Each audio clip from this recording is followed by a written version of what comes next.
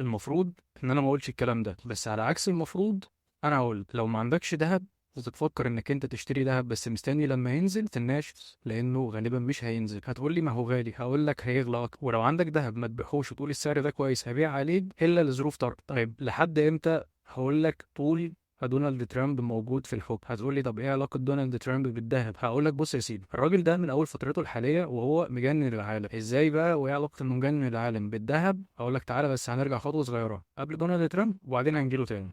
في فبراير 2022 الولايات المتحده الامريكيه خدت قرار يعتبر من وجهة نظري من أغبى القرارات اللي ممكن تتاخد في التاريخ، وده كان في بدايات الحرب الروسية الأوكرانية. والقرار كان بتجميد أصول روسيا لدى البنوك الخارجية، واللي زي احتياطات البنك المركزي الروسي من الدولار في الولايات المتحدة الأمريكية ودول الجي 7 أو السبعة الكبار اللي عندهم احتياطيات لروسيا في البنوك المركزية بتاعتهم. ومش بس كده، لا، كمان استثمارات رجال الأعمال الروس في الدول. هتقول لي وده إيه علاقته بالدهب؟ هقول لك إيه، طيب بس وهتفهم معايا. في نهاية فبراير 2022 خدوا قرار غبي تاني بعزل روسيا عن منظومة تحويل الأموال الدولية اللي هي سويفت. وبكده روسيا ما بقتش تقدر بما فيهم البنك المركزي الروسي إن هي تحول أو تستقبل الأموال بالعملات الأجنبية، واللي طبعا أهمها الدولار. هتقول لي برضه وده إيه علاقته بالدهب يا عم أمير؟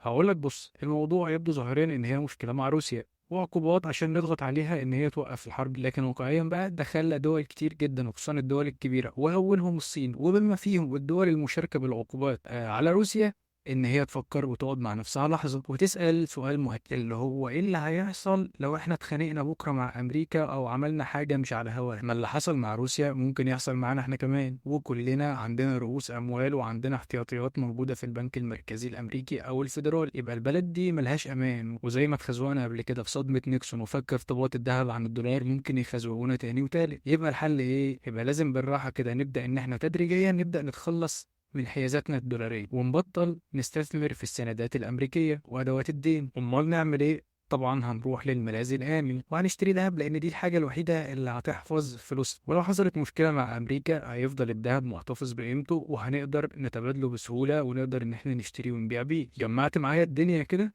وهنا حصل ايه؟ البنوك المركزيه في العالم وخصوصا الدول الكبرى بدات تقلل من حيازات بالدولار وتحول حيازاتها دي لحياز الذهب، وبالاخص الصين اللي بدات تشتري الذهب بجنون. ليه؟ لان طبعا الصين دلوقتي هي العدو المباشر لامريكا، وان لو بنحط احتمال ان في دولتين كبار هيشبكوا في بعض 100% هتكون الصين وامريكا، سواء على تايوان او ايا كان الموضوع. فالصين لازم تقلل حيازاتها الدولارية عشان ما تبقاش تحت ايد امريكا، في نفس الوقت يكون عندها ذهب عشان تأمن نفسها لو حصلت مشكلة. والصين على فكرة من اكبر الدول ان لم تكن اكبر دولة هي عندها حيازات دولارية واستثمارات دولارية في امريكا.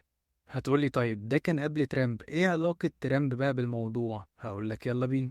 اللي حكيتهولك ده كله كان بداية الموضوع، وده عمل أول ارتفاع في سعر الدولار، وبعد كده بدأ يستقر وأحيانا ينزل شوية مع رفع البنك المركزي الفايدة عشان يكبح جماح التضخم، فبدأ السعر يستقر لحد ما جبني الدايخ. وقبل ما احكي لك حصل ايه بالظبط، خلينا نتفق على قاعدة معينة: الذهب عدو الدولار. يعني ايه؟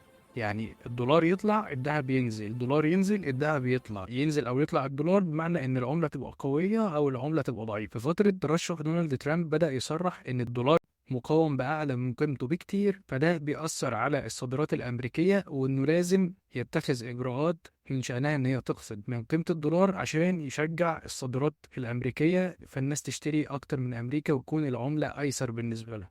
طبعا ده ظاهريا يبدو كويس، لكن الواقع بتاعه ان هو زي ما احنا في مصر كده، التعويم يبدو ظاهريا انه هيساعدك في الصادرات، ولكن واقعيا هو بيضعف قيمة العملة بتاعتك او الجنيه. نفس الموضوع هيكون على الدولار. اول ما فاز ترامب في الانتخابات بدأت الناس تتخارج من الدولار، وبقول لك تخرج من الدولار يعني ان هي تتخلص من حيازاتها بيه لملاذ امن، لان هم متوقعين ان هيحصل تضخم بناء على السياسات اللي هو كان بيقولها في فترة الانتخابات بتاعته، فبالتالي لما يحصل تضخم تكون فلوسي محفوظة في ملاذ آمن اللي هو الذهب. فأول ما فاز في الانتخابات بدأت الناس هتتخارج، بس البنك الفيدرالي الأمريكي كان واقف وما زال في وش ترامب ان هو رفض ان هو يخفض الفايده. ترامب كان وما زال كل شويه يطلع يندب ان هو عايز البنك الفيدرالي يخفض الفايده. خفض الفايدة، خفض الفايدة لأنها بتمثل التزامات كبيرة على الحكومة الأمريكية، والبنك الفيدرالي رافض عشان التضخم ميبقاش مبالغ فيه أو ما يزيدش بطريقة كبيرة. هو يطلع يقول الفايدة عالية لازم ننزلها، فيطلع جيروم باول رئيس الاحتياطي الفيدرالي الأمريكي يرفع صباعه الوسطاني لترامب ويقول له مش هنزل حاجة وأعلى مفخلك اركب. ليه؟ لأن دوري إن أنا أحافظ على الدولار وأحافظ على العملية المالية والنقدية في الولايات المتحدة،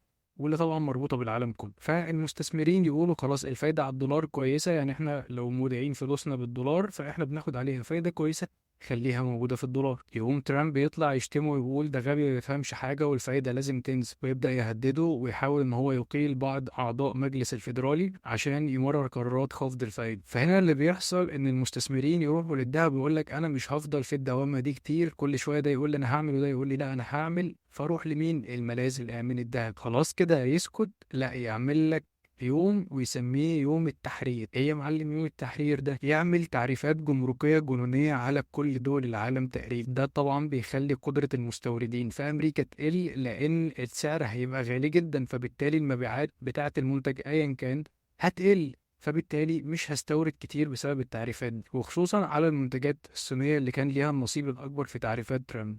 فبالتالي الطلب على الدولار هيقل، وبالتالي المستثمرين هيشعروا ان المعروض من الدولار هيكون كتير، وبكده قيمة الدولار هتقل ويحصل تضخم ويحصل زيادة في الأسعار. هكون رد فعلي ايه كمستثمر؟ طبعا هروح برضو للملاذ الآمن اللي هو الدهب. يسكت على كده؟ لا برضه، يبدأ حرب اقتصادية وتكنولوجية على الصين، مش بس من التعريفات الجمركية، ويمنعهم من أحدث التكنولوجيات الأمريكية. فتيجي من الناحية التانية الصين ترد عليه وتمنع تصدير المعادن النادرة لأمريكا، ودي بتدخل في كل الصناعات التكنولوجية تقريبا، يعني مفيش جهاز مفيهوش المعادن النادرة دي.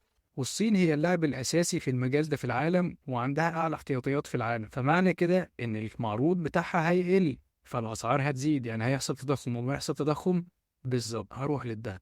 فاللي بيحصل ده بيتكون حالة معروفة في الأسواق اسمها حالة الضبابية أو عدم اليقين. يعني ببساطة أنا مش عارف إيه اللي هيحصل، وطالما أنا مش عارف إيه اللي هيحصل يبقى الدهب عادي، لأن الدهب بيعشق المصايب وبينتعش فيها. كل الحاجات اللي حكيناها ديت وأكتر أدت لزيادة الطلب الجنوني على الدهب بشكل غير مسبوق، وده خلى قيمته توصل لأرقام جنونية ما شفناهاش قبل كده، واللي خلى المعدن الأصفر يربح السنة دي حوالي 70%. فتخيل إن في منتج بيربح 70% في سنة واحدة بدون مجهود. اللي متوقع إن هتفضل قيمة الذهب تزيد، وده مش كلامي أنا، ده كلام من أكبر المؤسسات المالية ومنهم مجلس الذهب العالمي. طب هيفضل يزيد لحد إمتى يا عم أمير؟ هرجع وأقول لك لحد ما دونالد ترامب يخلص فترته، أو ربنا يهديه أو يشيله بقى الله أعلم. فنصيحة اشتري دهب يا صاحبي. هتقول لي أنت ضامن إن هو يفضل يطلع وما ينزلش؟ هقول لك لو نزل بكرة، نزل بعده، نزل بعد أسبوع، ما تخافش. قبل ما تشتري الذهب ادخل وشوف الشارت او الرسم البياني بتاع الذهب على مدار السنين. انت عمرك ما هتلاقي فيه جزء عامل كده. على مدار السنين هتلاقيه دايما بيزيد، فاذا نزل الاسبوع الجاي هو هيطلع الاسبوع اللي بعده، اذا نزل الشهر الجاي هيطلع الشهر اللي بعده، السنه الجايه هيطلع. كده كده التضخم بيحصل في العالم. النسبه الطبيعيه لو احنا عايشين في سلام وامان وكل حاجه زي العسل 2% تضخم مثلا او 2.5%، مع التضخم الذهب بيزيد، فهيفضل يزيد على مدار السنين. كده كده قيمه فلوسك محفوظه. لو ما عندكش استثمار معين اوعى تسيب فلوسك تحت البلاطه، اشتري ده.